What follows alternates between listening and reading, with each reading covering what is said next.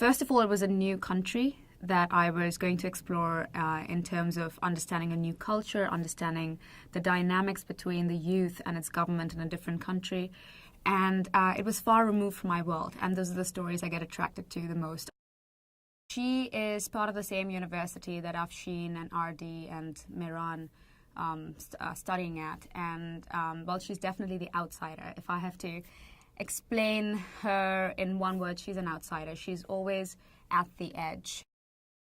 So when she meets Afshin for the first time, she's drawn to him because she sees a certain movement in his body, a certain exuberance in his being that she has not seen for a very long time, almost in a way that she probably spots something that she saw in her mother. She finds out that they're forming this underground dance company, and this is the one place where she feels she's not going in there with a committed relationship in any which way, but she's going in there because she, for the first time, takes a step forward to say, you know, I have a certain talent, and I'm going to use it in this room. I have to say, Richard when the first time he came to me with this book that had all these pictures of how he wanted to shoot the film. And the one thing, and knowing that he was a first-time director, the one thing I really saw in him was this passion that was unshakable almost in a way. She is this girl who's a natural. You know, she is the one who will end up training the other actors, the other characters in the film. So I had to bring that grace and that leadership quality almost in the way I walk, in the way I talk, in the way I instruct them. So, and that requires a lot of physical training. You know, you can't just be, oh, I go to the gym every day for an hour, and that can't be the training that you take to a film like this. So it first started with me starting with dance training in LA. And then luckily for me, but not so luckily for Richard, the film couldn't get financed immediately. So it kept getting pushed, and it gave me actually almost a year then of training. It's really important for me, and I know this might sound very cliched, but it's very important to smell the soil before you play a character who does not belong to your land.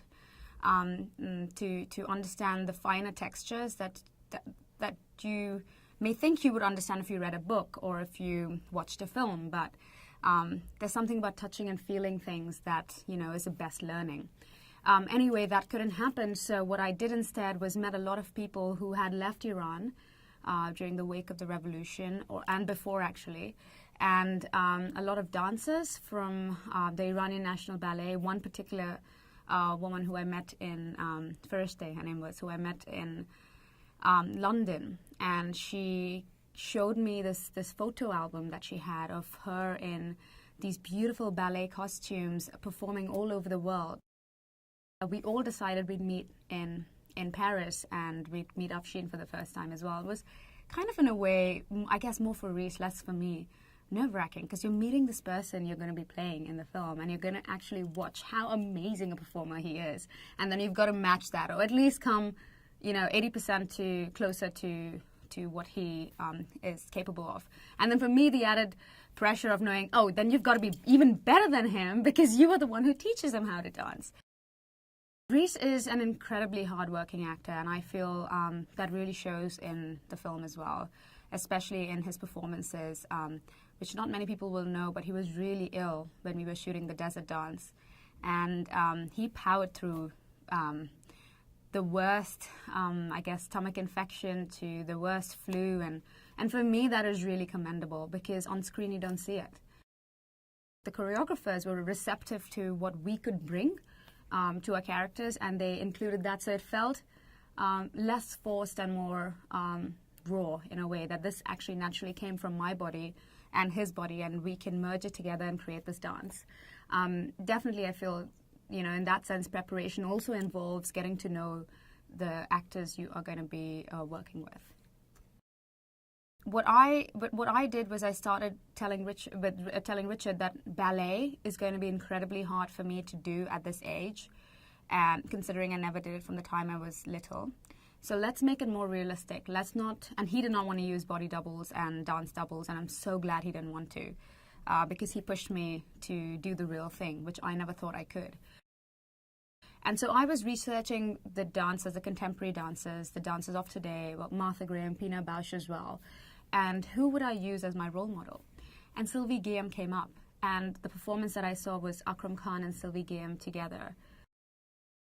And I watched him dance, and I go, oh my God, I can't believe how amazing this man is. He's just so natural with the way he moves his hands, and he's telling so much and his body movements are just something that by the time I blinked, he had spun at least 4 times, and that was incredible. That power was absolutely incredible.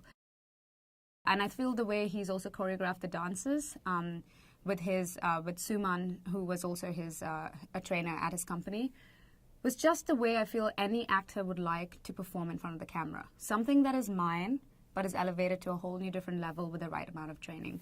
Akram's phenomenal, everybody knows that, and he is the fastest spinner in the world.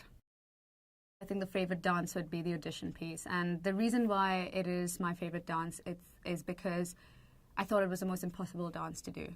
Akram also sees something and then it doesn't fit for him, and that's probably doesn't fit for him because I'm doing it terribly, and then he'll change it. And he would keep changing the performance, and I'd go, we're like 2 weeks away from filming. You can't change it now. But I feel as he kept changing it, he started introducing more of what he shouldn't be seeing in this performance, and more of what Freida can actually do, as opposed to more of what do I think she should do. And I felt it kept improving. It kept becoming more and more the story. And by the end of it, I was literally telling Elahi's story before she even said it. I hope when people watch a film like this, they go back and research for themselves as well. Do we really live in a world where every single human being is allowed to express themselves to their full potential?